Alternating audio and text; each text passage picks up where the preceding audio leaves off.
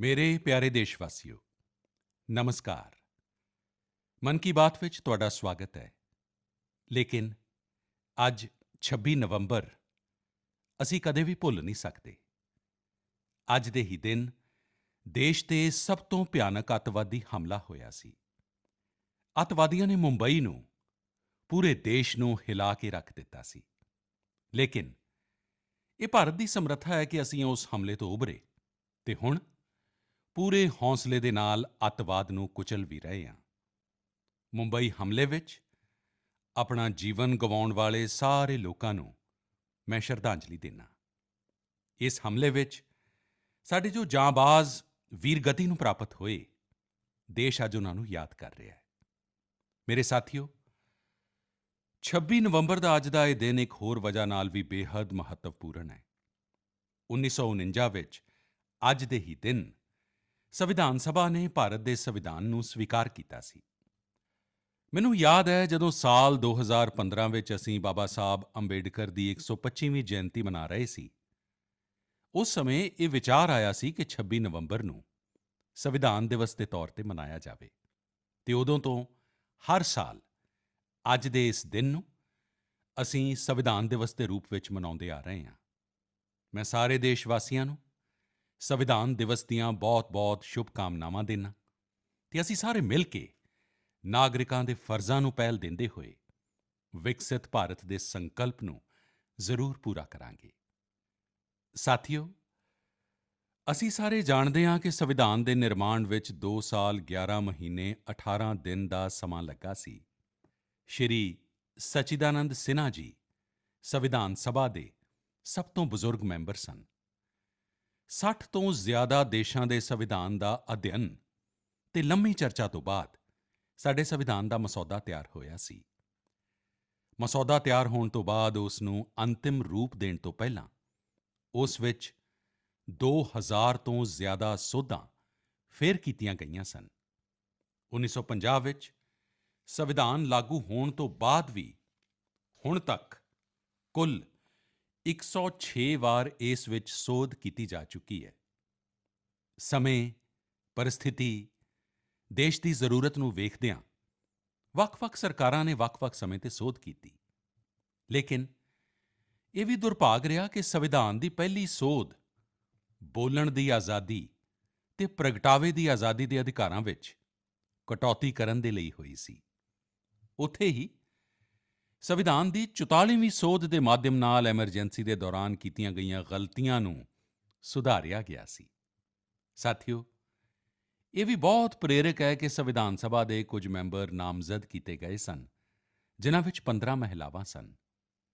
ਅਜਿਹੀ ਹੀ ਇੱਕ ਮੈਂਬਰ ਹੰਸਾ ਮਹਿਤਾ ਜੀ ਨੇ ਔਰਤਾਂ ਦੇ ਅਧਿਕਾਰ ਅਤੇ ਨਿਆਂ ਦੀ ਆਵਾਜ਼ ਬੁਲੰਦ ਕੀਤੀ ਸੀ। ਉਸ ਦੌਰ ਵਿੱਚ ਭਾਰਤ ਉਨ੍ਹਾਂ ਕੁਝ ਦੇਸ਼ਾਂ ਵਿੱਚ ਸੀ ਜਿੱਥੇ ਔਰਤਾਂ ਨੂੰ ਸੰਵਿਧਾਨ ਰਾਹੀਂ ਵੋਟ ਪਾਉਣ ਦਾ ਅਧਿਕਾਰ ਦਿੱਤਾ। ਰਾਸ਼ਟਰ ਨਿਰਮਾਣ ਵਿੱਚ ਜਦੋਂ ਸਾਰਿਆਂ ਦਾ ਸਾਥ ਹੁੰਦਾ ਹੈ ਤਾਂ ਹੀ ਸਭ ਦਾ ਵਿਕਾਸ ਹੋ ਪਾਉਂਦਾ ਹੈ। ਮੈਨੂੰ ਸੰਤੋਸ਼ ਹੈ ਕਿ ਸੰਵਿਧਾਨ ਨਿਰਮਾਤਾਵਾਂ ਦੀ ਉਸੇ ਦੂਰਦ੍ਰਿਸ਼ਟੀ ਦਾ ਪਾਲਣ ਕਰਦਿਆਂ ਹੁਣ ਭਾਰਤ ਦੀ ਸੰਸਦ ਨੇ ਨਾਰੀ ਸ਼ਕਤੀ ਵੰਦਨ ਅਧਿਨਿਯਮ ਪਾਸ ਕੀਤਾ ਹੈ। ਨਾਰੀ ਸ਼ਕਤੀ ਵੰਦਨ ਅਧਿਨਿਯਮ ਸਾਡੇ ਲੋਕਤੰਤਰ ਦੀ ਸੰਕਲਪ ਸ਼ਕਤੀ ਦਾ ਉਦਾਹਰਣ ਹੈ। ਇਹ ਵਿਕਸਿਤ ਭਾਰਤ ਦੇ ਸਾਡੇ ਸੰਕਲਪ ਨੂੰ ਗਤੀ ਦੇਣ ਦੇ ਲਈ ਵੀ ਓਨਾ ਹੀ ਸਹਾਇਕ ਹੋਏਗਾ। ਮੇਰੇ ਪਰਿਵਾਰਜਨੋ, ਰਾਸ਼ਟਰ ਨਿਰਮਾਣ ਦੀ ਕਮਾਨ ਜਦੋਂ ਜਨਤਾ ਜਨਾਰਦਨ ਸੰਭਾਲ ਲੈਂਦੀ ਹੈ ਤਾਂ ਦੁਨੀਆ ਦੀ ਕੋਈ ਵੀ ਤਾਕਤ ਉਸ ਦੇਸ਼ ਨੂੰ ਅੱਗੇ ਵਧਣ ਤੋਂ ਰੋਕ ਨਹੀਂ ਪਾਉਂਦੀ।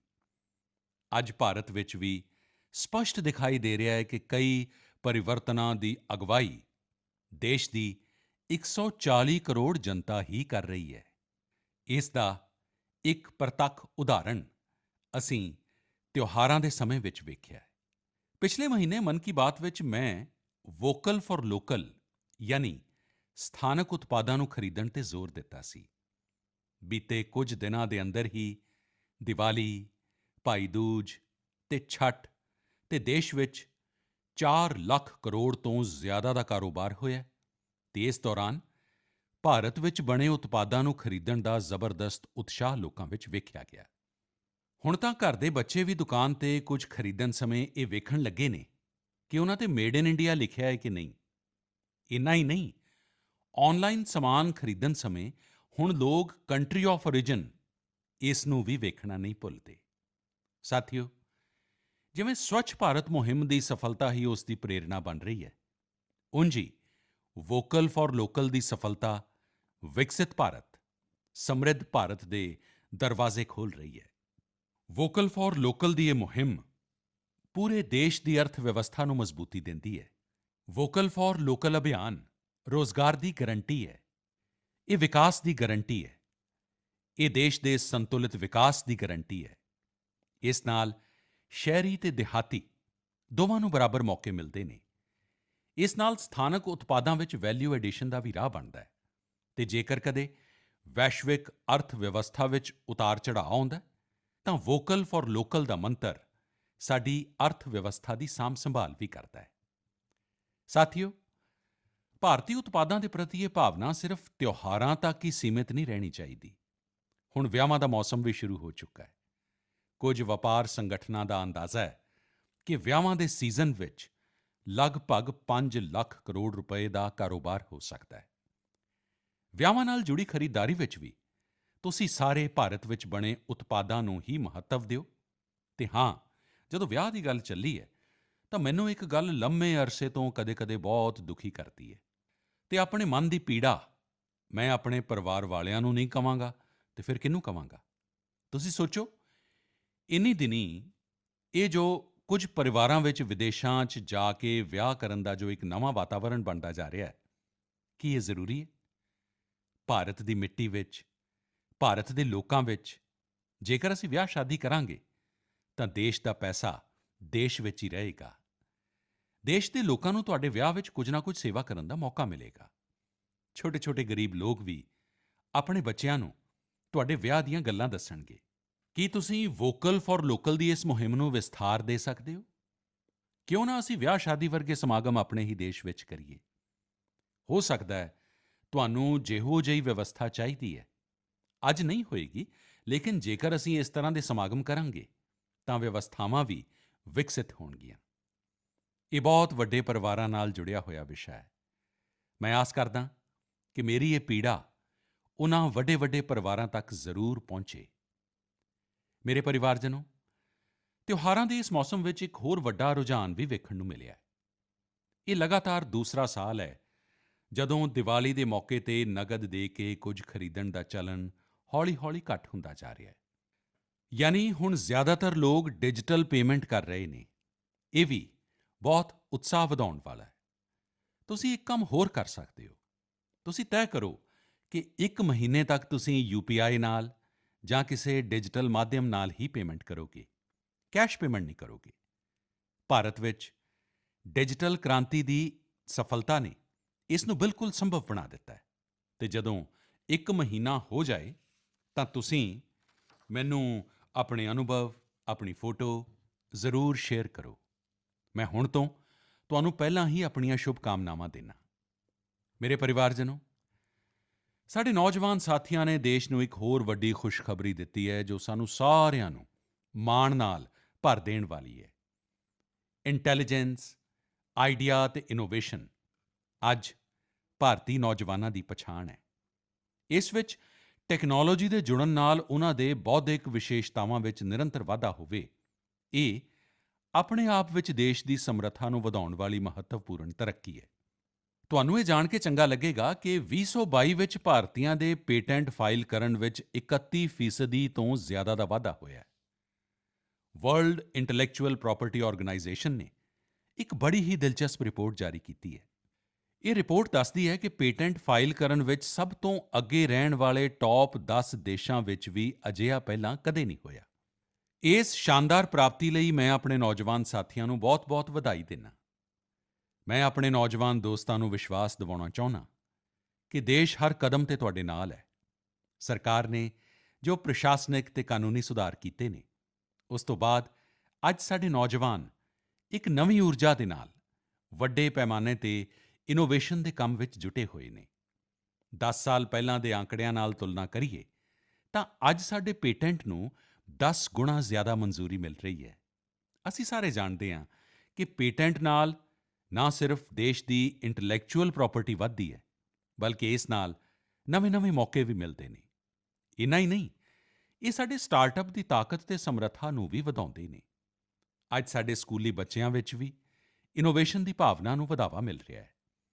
Atal tinkering lab, Atal innovation mission, ਕਾਲਜਾਂ ਵਿੱਚ ਇਨਕਿਊਬੇਸ਼ਨ ਸੈਂਟਰ, ਸਟਾਰਟਅਪ ਇੰਡੀਆ ਮੁਹਿੰਮ, ਅਜਿਹੇ ਲਗਾਤਾਰ ਯਤਨਾਂ ਦੇ ਨਤੀਜੇ ਦੇਸ਼ ਵਾਸੀਆਂ ਦੇ ਸਾਹਮਣੇ ਨੇ।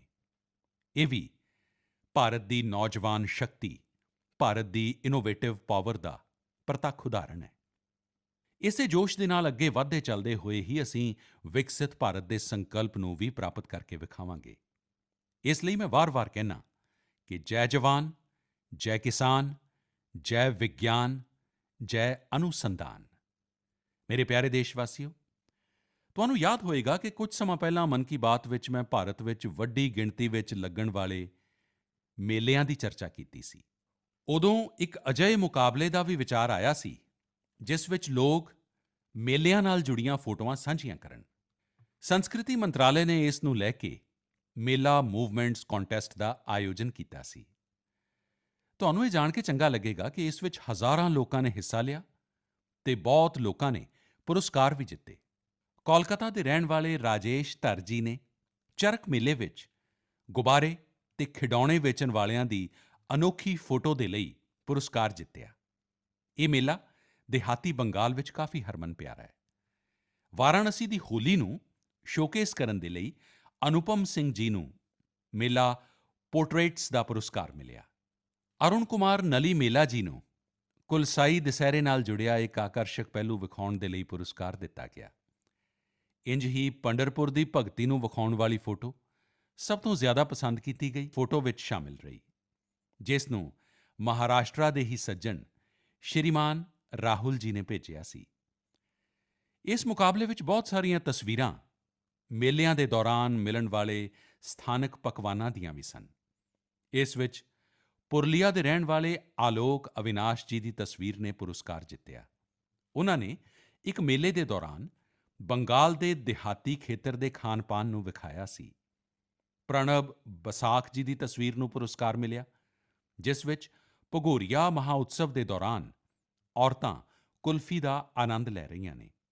ਰੁਮੇਲਾ ਜੀ ਨੇ ਛੱਤੀਸਗੜ੍ਹ ਦੇ ਜਗਦਲਪੁਰ ਵਿੱਚ ਇੱਕ ਪਿੰਡ ਦੇ ਮੇਲੇ 'ਚ ਭਜੀਆ ਦਾ ਸਵਾਦ ਲੈਂਦੀਆਂ ਹੋਈਆਂ ਔਰਤਾਂ ਦੀ ਫੋਟੋ ਭੇਜੀ ਸੀ।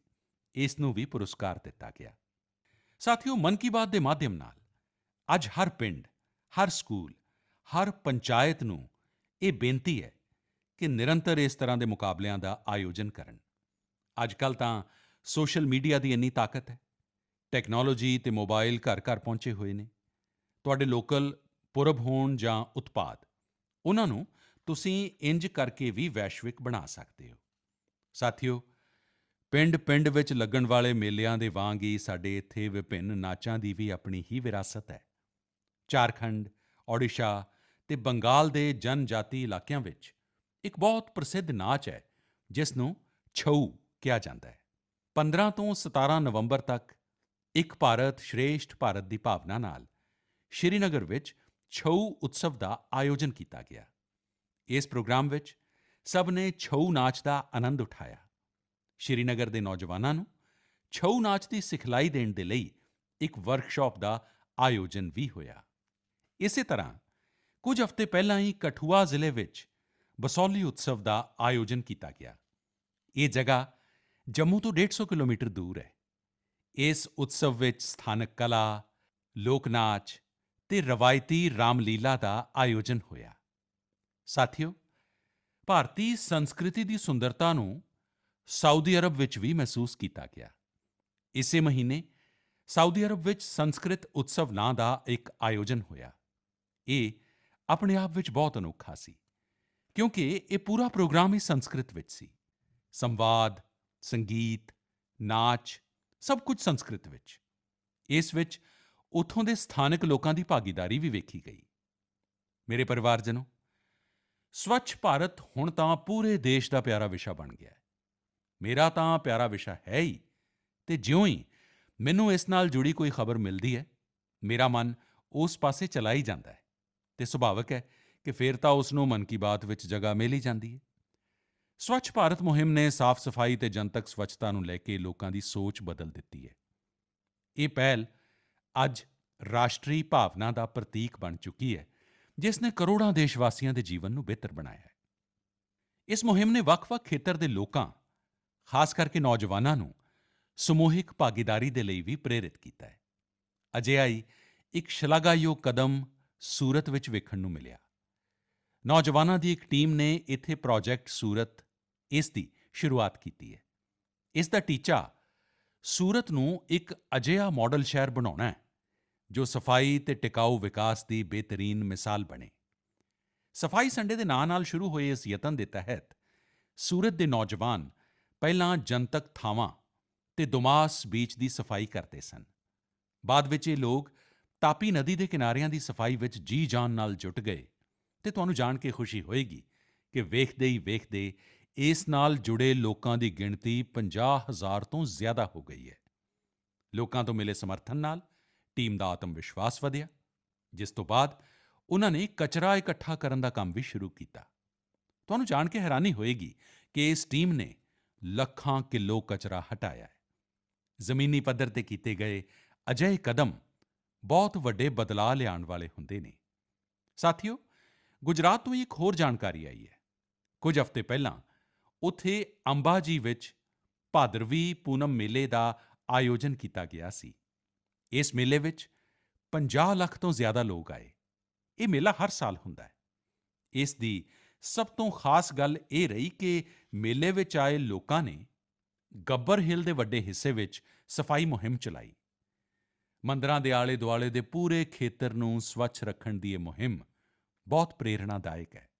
ਸਾਥੀਓ, ਮੈਂ ਹਮੇਸ਼ਾ ਕਹਿੰਦਾ ਕਿ ਸਵੱਛਤਾ ਕੋਈ ਇੱਕ ਦਿਨ ਜਾਂ ਇੱਕ ਹਫ਼ਤੇ ਦੀ ਮੁਹਿੰਮ ਨਹੀਂ ਹੈ, ਬਲਕਿ ਇਹ ਤਾਂ ਜੀਵਨ ਵਿੱਚ ਉਤਾਰਨ ਵਾਲਾ ਕੰਮ ਹੈ। ਅਸੀਂ ਆਪਣੇ ਆਲੇ-ਦੁਆਲੇ ਅਜਿਹੇ ਲੋਕ ਵੇਖਦੇ ਵੀ ਹਾਂ, ਜਿਨ੍ਹਾਂ ਨੇ ਆਪਣਾ ਪੂਰਾ ਜੀਵਨ ਸਵੱਛਤਾ ਨਾਲ ਜੁੜੇ ਵਿਸ਼ਿਆਂ ਤੇ ਹੀ ਲਗਾ ਦਿੱਤਾ। ਤਾਮਿਲਨਾਡੂ ਦੇ ਕੋਇੰਬਟੂਰ ਵਿੱਚ ਰਹਿਣ ਵਾਲੇ ਲੋਗਾਨਾਥਨ ਜੀ ਵੀ ਬੇਮਿਸਾਲ ਨੇ। ਬਚਪਨ ਵਿੱਚ ਗਰੀਬ ਬੱਚਿਆਂ ਦੇ ਪਾਟੇ ਕੱਪੜਿਆਂ ਨੂੰ ਵੇਖ ਕੇ ਉਹ ਅਕਸਰ ਪਰੇਸ਼ਾਨ ਹੋ ਜਾਂਦੇ ਸਨ। ਇਸ ਤੋਂ ਬਾਅਦ ਉਨ੍ਹਾਂ ਨੇ ਅਜਿਹੇ ਬੱਚਿਆਂ ਦੀ ਮਦਦ ਦਾ ਪ੍ਰਣ ਲਿਆ ਤੇ ਆਪਣੀ ਕਮਾਈ ਦਾ ਇੱਕ ਹਿੱਸਾ ਇਨ੍ਹਾਂ ਨੂੰ ਦਾਨ ਦੇਣਾ ਸ਼ੁਰੂ ਕਰ ਦਿੱਤਾ। ਜਦੋਂ ਪੈਸਿਆਂ ਦੀ ਕਮੀ ਆਈ ਤਾਂ ਲੋਗਾਨਾਥਨ ਜੀ ਨੇ ਟਾਇਲਟ ਤੱਕ ਸਾਫ਼ ਕੀਤੇ ਤਾਂ ਕਿ ਜ਼ਰੂਰਤਮੰਦ ਬੱਚਿਆਂ ਨੂੰ ਮਦਦ ਮਿਲ ਸਕੇ। ਇਹ ਪਿਛਲੇ 25 ਸਾਲਾਂ ਤੋਂ ਪੂਰੀ ਤਰ੍ਹਾਂ ਸਮਰਪਿਤ ਭਾਵਨਾ ਨਾਲ ਆਪਣੇ ਇਸ ਕੰਮ ਵਿੱਚ ਜੁਟੇ ਨੇ ਤੇ ਹੁਣ ਤੱਕ 1500 ਤੋਂ ਜ਼ਿਆਦਾ ਬੱਚਿਆਂ ਦੀ ਮਦਦ ਕਰ ਚੁੱਕੇ ਨੇ। ਮੈਂ ਇੱਕ ਵਾਰ ਫੇਰ ਅਜਿਹੇ ਯਤਨਾਂ ਦੀ ਸ਼ਲਾਘਾ ਕਰਦਾ। ਦੇਸ਼ ਭਰ ਵਿੱਚ ਹੋ ਰਹੇ ਇਸ ਤਰ੍ਹਾਂ ਦੇ ਅਨੇਕਾਂ ਯਤਨ ਨਾ ਸਿਰਫ ਸਾਨੂੰ ਪ੍ਰੇਰਣਾ ਦਿੰਦੇ ਨੇ, ਬਲਕਿ ਕੁਝ ਨਵਾਂ ਕਰ ਗੁਜ਼ਰਨ ਦੀ ਇੱਛਾ ਸ਼ਕਤੀ ਵੀ ਜਗਾਉਂਦੇ ਨੇ। ਮੇਰੇ ਪਰਿਵਾਰਜਨੋ, 21ਵੀਂ ਸਦੀ ਦੀਆਂ ਬਹੁਤ ਵੱਡੀਆਂ ਚੁਣੌਤੀਆਂ ਵਿੱਚੋਂ ਇੱਕ ਹੈ ਜਲ ਸੁਰੱਖਿਆ। ਜਲ ਦੀ ਸੰਭਾਲ ਕਰਨਾ ਜੀਵਨ ਨੂੰ ਬਚਾਉਣ ਤੋਂ ਘੱਟ ਨਹੀਂ ਹੈ। ਜਦੋਂ ਅਸੀਂ ਸਮੂਹਿਕਤਾ ਦੀ ਇਸ ਭਾਵਨਾ ਨਾਲ ਕੋਈ ਕੰਮ ਕਰਦੇ ਹਾਂ ਤਾਂ ਸਫਲਤਾ ਵੀ ਮਿਲਦੀ ਹੈ। ਇਸ ਦੀ ਇੱਕ ਮਿਸਾਲ ਦੇਸ਼ ਦੇ ਹਰ ਜ਼ਿਲ੍ਹੇ ਵਿੱਚ ਬਣ ਰਹੇ ਅੰਮ੍ਰਿਤ ਸਰੋਵਰ ਵੀ ਨੇ। ਅੰਮ੍ਰਿਤ ਮਹਾਉਤਸਵ ਦੇ ਦੌਰਾਨ ਭਾਰਤ ਨੇ ਜੋ 65,000 ਤੋਂ ਜ਼ਿਆਦਾ ਅੰਮ੍ਰਿਤ ਸਰੋਵਰ ਬਣਾਏ ਨੇ, ਉਹ ਆਉਣ ਵਾਲੀਆਂ ਪੀੜ੍ਹੀਆਂ ਨੂੰ ਲਾਭ ਦੇਣਗੇ। ਹੁਣ ਸਾਡੀ ਇਹ ਵੀ ਜ਼ਿੰਮੇਵਾਰੀ ਹੈ ਕਿ ਜਿੱਥੇ-ਜਿੱਥੇ ਅੰਮ੍ਰਿਤ ਸਰੋਵਰ ਬਣੇ ਨੇ, ਉਨ੍ਹਾਂ ਦੀ ਨਿਰੰਤਰ ਦੇਖਭਾਲ ਹੋਵੇ, ਉਹ ਜਲ ਸੰਭਾਲ ਦੇ ਮੁੱਖ ਸਰੋਤ ਬਣੇ ਰਹਿਣ। ਸਾਥੀਓ, ਜਲ ਸੰਭਾਲ ਦੀਆਂ ਅਜਿਹੀਆਂ ਹੀ ਚਰਚਾਵਾਂ ਦੇ ਵਿਚਕਾਰ ਮੈਨੂੰ ਗੁਜਰਾਤ ਦੇ ਅਮਰੇਲੀ ਵਿੱਚ ਹੋਏ ਜਲ ਉਤਸਵ ਦਾ ਵੀ ਪਤਾ ਲੱਗਾ।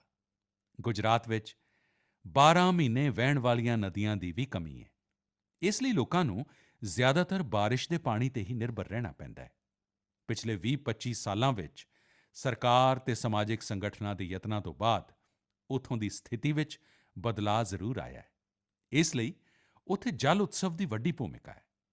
ਅਮਰੇਲੀ ਵਿੱਚ ਹੋਏ ਜਲ ਉਤਸਵ ਦੇ ਦੌਰਾਨ ਜਲ ਸੰਭਾਲ ਤੇ ਝੀਲਾਂ ਦੀ ਸੰਭਾਲ ਨੂੰ ਲੈ ਕੇ ਲੋਕਾਂ ਵਿੱਚ ਜਾਗਰੂਕਤਾ ਵਧਾਈ ਗਈ।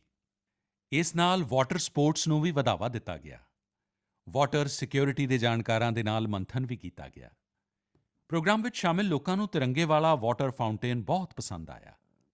ਇਸ ਜਲ ਉਤਸਵ ਦਾ ਆਯੋਜਨ ਸੂਰਤ ਦੇ ਹੀਰਿਆਂ ਦੇ ਕਾਰੋਬਾਰ ਵਿੱਚ ਨਾਂ ਕਮਾਉਣ ਵਾਲੇ ਸਾਬਜੀ ਬਾਈ ਢੋਲਕੀਆ ਦੀ ਸੰਸਥਾ ਨੇ ਕੀਤਾ। ਮੈਂ ਇਸ ਵਿੱਚ ਸ਼ਾਮਿਲ ਹਰ ਵਿਅਕਤੀ ਨੂੰ ਵਧਾਈ ਦਿੰਦਾ। ਜਲ ਸੰਭਾਲ ਦੇ ਲਈ ਅਜਿਹੇ ਕੰਮ ਕਰਨ ਦੀਆਂ ਸ਼ੁਭਕਾਮਨਾਵਾਂ ਦਿੰਦਾ। ਮੇਰੇ ਪਰਿਵਾਰਜਨੋ, ਅੱਜ ਦੁਨੀਆ ਭਰ ਵਿੱਚ ਸਕਿੱਲ ਡਿਵੈਲਪਮੈਂਟ ਦੇ ਮਹੱਤਵ ਨੂੰ ਸਮਰਥਨ ਮਿਲ ਰਿਹਾ ਹੈ। ਜਦੋਂ ਅਸੀਂ ਕਿਸੇ ਨੂੰ ਕੋਈ ਸਕਿੱਲ ਸਿਖਾਉਂਦੇ ਹਾਂ ਤੇ ਉਸ ਨੂੰ ਸਿਰਫ ਹੁਨਰ ਹੀ ਨਹੀਂ ਦਿੰਦੇ, ਬਲਕਿ ਉਸ ਨੂੰ ਆਮਦਨੀ ਦਾ ਇੱਕ ਜ਼ਰੀਆ ਵੀ ਦਿੰਦੇ ਹਾਂ। ਜਦੋਂ ਮੈਨੂੰ ਪਤਾ ਲੱਗਾ ਕਿ ਸੰਸਥਾ ਪਿਛਲੇ 4 ਦਹਾਕਿਆਂ ਤੋਂ ਸਕਿੱਲ ਡਿਵੈਲਪਮੈਂਟ ਦੇ ਕੰਮ ਵਿੱਚ ਜੁਟੀ ਹੈ, ਤਾਂ ਮੈਨੂੰ ਹੋਰ ਵੀ ਚੰਗਾ ਲੱਗਾ। ਇਹ ਸੰਸਥਾ ਆਂਧਰਾ ਪ੍ਰਦੇਸ਼ ਦੇ ਸ਼੍ਰੀਕਾਕੁਲਮ ਵਿੱਚ ਹੈ ਅਤੇ ਇਸ ਦਾ ਨਾਂ ਬੇਲਜੀਪੁਰਮ ਯੂਥ ਕਲੱਬ ਹੈ। ਸਕਿੱਲ ਡਿਵੈਲਪਮੈਂਟ 'ਤੇ ਫੋਕਸ ਕਰਕੇ ਬੇਲਜੀਪੁਰਮ ਯੂਥ ਕਲੱਬ ਨੇ ਲਗਭਗ 7,000 ਔਰਤਾਂ ਨੂੰ ਸਮਰੱਥ ਬਣਾਇਆ ਹੈ। ਇਨ੍ਹਾਂ 'ਚੋਂ ਜ਼ਿਆਦਾਤਰ ਔਰਤਾਂ ਅੱਜ ਆਪਣੇ ਦਮ 'ਤੇ ਆਪਣਾ ਕੁਝ ਕੰਮ ਕਰ ਰਹੀਆਂ ਨੇ। ਇਸ ਸੰਸਥਾ ਨੇ ਬਾਲ ਮਜ਼ਦੂਰੀ ਕਰਨ ਵਾਲੇ ਬੱਚਿਆਂ ਨੂੰ ਵੀ ਕੋਈ ਨਾ ਕੋਈ ਹੁਨਰ ਸਿਖਾ ਕੇ ਉਨ੍ਹਾਂ ਨੂੰ ਮਾੜੀ ਹਾਲਤ 'ਚੋਂ ਬਾਹਰ ਕੱਢਣ ਵਿੱਚ ਮਦਦ ਕੀਤੀ ਹੈ। ਬੇਲਜੀਪੁਰਮ ਯੂਥ ਕਲੱਬ ਦੀ ਟੀਮ ਨੇ ਕਿਸਾਨ ਉਤਪਾਦ ਸੰਘ ਯਾਨੀ ਐਫਪੀਓਜ਼ ਨਾਲ ਜੁੜੇ ਕਿਸਾਨਾਂ ਨੂੰ ਵੀ ਨਵਾਂ ਕੌਸ਼ਲ ਸਿਖਾਇਆ, ਜਿਸ ਨਾਲ ਵੱਡੀ ਗਿਣਤੀ ਵਿੱਚ ਕਿਸਾਨ ਸਮਰੱਥ ਹੋਏ ਨੇ। ਸਵੱਛਤਾ ਨੂੰ ਲੈ ਕੇ ਵੀ ਇਹ ਯੂਥ ਕਲੱਬ ਪਿੰਡ-ਪਿੰਡ ਵਿੱਚ ਜਾਗਰੂਕਤਾ ਫੈਲਾ ਰਿਹਾ ਹੈ। ਇਨ੍ਹਾਂ ਨੇ ਅਨੇਕਾਂ ਸ਼ੌਚਾਲਿਆਂ ਦਾ ਨਿਰਮਾਣ ਕਰਨ ਵਿੱਚ ਵੀ ਮਦਦ ਕੀਤੀ ਹੈ।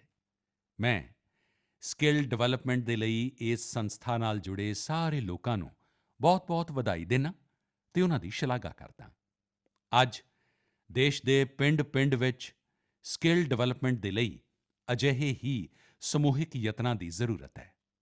ਸਾਥੀਓ, ਜਦੋਂ ਕਿਸੇ ਇੱਕ ਟੀਚੇ ਦੇ ਲਈ ਸਮੂਹਿਕ ਯਤਨ ਹੁੰਦਾ ਹੈ ਤਾਂ ਸਫਲਤਾ ਦੀ ਉਚਾਈ ਵੀ ਹੋਰ ਜ਼ਿਆਦਾ ਹੋ ਜਾਂਦੀ ਹੈ। ਮੈਂ ਤੁਹਾਡੇ ਸਾਰਿਆਂ ਨਾਲ ਲੱਦਾਖ ਦਾ ਇੱਕ ਪ੍ਰੇਰਕ ਉਦਾਹਰਣ ਸਾਂਝਾ ਕਰਨਾ ਚਾਹੁੰਦਾ।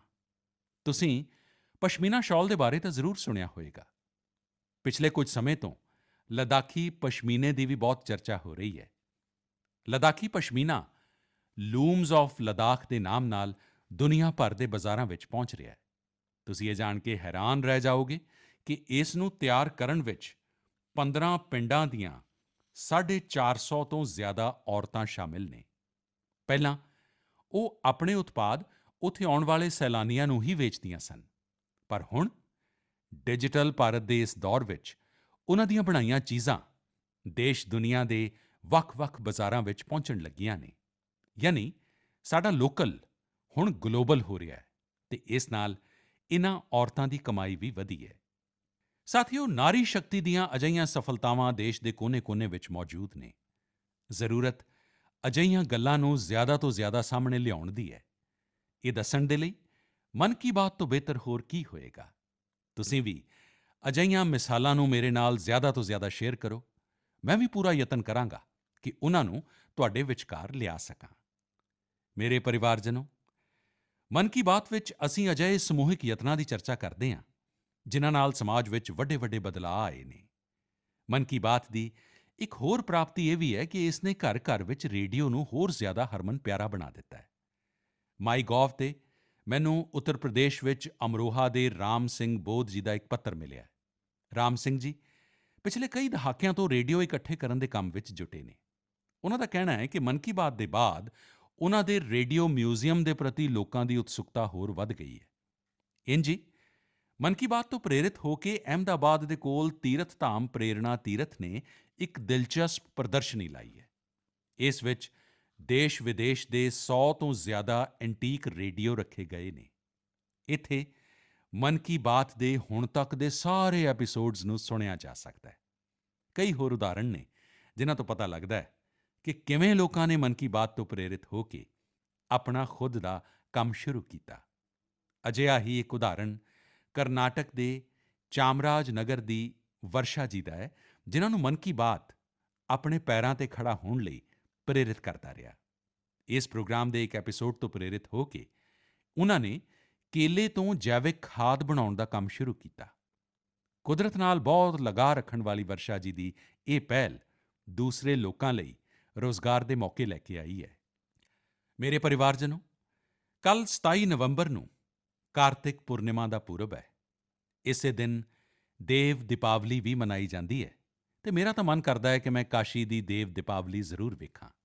ਇਸ ਵਾਰ ਮੈਂ ਕਾਸ਼ੀ ਤਾਂ ਨਹੀਂ ਜਾ ਸਕਿਆ, ਲੇਕਿਨ ਮਨ ਕੀ ਬਾਤ ਦੇ ਮਾਧਿਅਮ ਨਾਲ ਬਨਾਰਸ ਦੇ ਲੋਕਾਂ ਨੂੰ ਆਪਣੀਆਂ ਸ਼ੁਭ ਕਾਮਨਾਵਾਂ ਜ਼ਰੂਰ ਭੇਜ ਰਿਹਾ। ਇਸ ਵਾਰ ਵੀ ਕਾਸ਼ੀ ਦੇ ਘਾਟਾਂ ਤੇ ਲੱਖਾਂ ਦੀਵੇ ਜਗਾਏ ਜਾਣਗੇ, ਸ਼ਾਨਦਾਰ ਆਰਤੀ ਹੋਏਗੀ, ਲੇਜ਼ਰ ਸ਼ੋਅ ਹੋਏਗਾ। ਲੱਖਾਂ ਦੀ ਗਿਣਤੀ ਵਿੱਚ ਦੇਸ਼-ਵਿਦੇਸ਼ ਤੋਂ ਆਏ ਲੋਕ ਦੇਵ ਦੀਪਾਵਲੀ ਦਾ ਆਨੰਦ ਲੈਣਗੇ। ਸਾਥੀਓ, ਕੱਲ੍ਹ ਪੁੰਨਿਆਂ ਦੇ ਦਿਨ ਹੀ ਗੁਰੂ ਨਾਨਕ ਦੇਵ ਜੀ ਦਾ ਪ੍ਰਕਾਸ਼ ਪੁਰਬ ਹੈ। ਗੁਰੂ ਨਾਨਕ ਦੇਵ ਜੀ ਦੇ ਅਨਮੋਲ ਸੰਦੇਸ਼ ਭਾਰਤ ਹੀ ਨਹੀਂ, ਦੁਨੀਆ ਭਰ ਦੇ ਲਈ ਅੱਜ ਵੀ ਪ੍ਰੇਰਕ ਅਤੇ ਪ੍ਰਸੰਗਿਕ ਨੇ। ਇਹ ਸਾਨੂੰ ਸਾਦਗੀ, ਸਦਭਾਵ ਅਤੇ ਦੂਜਿਆਂ ਦੇ ਪ੍ਰਤੀ ਸਮਰਪਿਤ ਹੋਣ ਲਈ ਪ੍ਰੇਰਿਤ ਕਰਦੇ ਨੇ।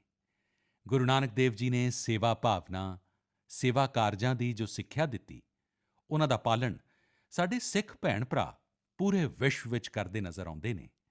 ਮੈਂ ਮਨ ਕੀ ਬਾਤ ਦੇ ਸਾਰੇ ਸਰੋਤਿਆਂ ਨੂੰ ਗੁਰੂ ਨਾਨਕ ਦੇਵ ਜੀ ਦੇ ਪ੍ਰਕਾਸ਼ ਪੁਰਬ ਦੀਆਂ ਬਹੁਤ-ਬਹੁਤ ਸ਼ੁਭਕਾਮਨਾਵਾਂ ਦਿੰਦਾ। ਮੇਰੇ ਪਰਿਵਾਰਜਨੋ, ਮਨ ਕੀ ਬਾਤ ਵਿੱਚ ਇਸ ਵਾਰ ਮੇਰੇ ਨਾਲ ਇੰਨਾ ਹੀ। ਵੇਖਦੇ ਹੀ ਵੇਖਦੇ 2023 ਸਮਾਪਤੀ ਦੇ ਵੱਲ ਵਧ ਰਿਹਾ ਹੈ ਅਤੇ ਹਰ ਵਾਰ ਦੀ ਤਰ੍ਹਾਂ ਤੁਸੀਂ ਵੀ ਇਹ ਸੋਚ ਰਹੇ ਹਾਂ ਕਿ ਇੰਨੀ ਜਲਦੀ ਇਹ ਸਾਲ ਬੀਤ ਗਿਆ। ਲੇਕਿਨ ਇਹ ਵੀ ਸੱਚ ਹੈ ਕਿ ਇਹ ਸਾਲ ਭਾਰਤ ਦੇ ਲਈ ਅਸੀਮਿਤ ਪ੍ਰਾਪਤੀਆਂ ਵਾਲਾ ਸਾਲ ਰਿਹਾ ਹੈ ਅਤੇ ਭਾਰਤ ਦੀਆਂ ਪ੍ਰਾਪਤੀਆਂ ਹਰ ਭਾਰਤੀ ਦੀ ਪ੍ਰਾਪਤੀ ਹੈ। ਮੈਨੂੰ ਖੁਸ਼ੀ ਹੈ ਕਿ ਮਨ ਕੀ ਬਾਤ ਭਾਰਤੀਆਂ ਦੀਆਂ ਅਜਿਹੀਆਂ ਪ੍ਰਾਪਤੀਆਂ ਨੂੰ ਸਾਹਮਣੇ ਲਿਆਉਣ ਦਾ ਇੱਕ ਸ਼ਕਤੀਸ਼ਾਲੀ ਮਾਧਿਅਮ ਬਣਿਆ ਹੈ। ਅਗਲੀ ਵਾਰ ਦੇਸ਼ ਵਾਸੀਆਂ ਦੀਆਂ ਢੇਰ ਸਾਰੀਆਂ ਸਫਲਤਾਵਾਂ ਬਾਰੇ ਫਿਰ ਤੁਹਾਡੇ ਨਾਲ ਗੱਲ ਹੋਏਗੀ। ਉਦੋਂ ਤੱਕ ਦੇ ਲਈ ਮੈਨੂੰ ਵਿਦਾ ਦਿਓ। ਬਹੁਤ-ਬਹੁਤ ਧੰਨਵਾਦ। ਨਮਸਕਾਰ।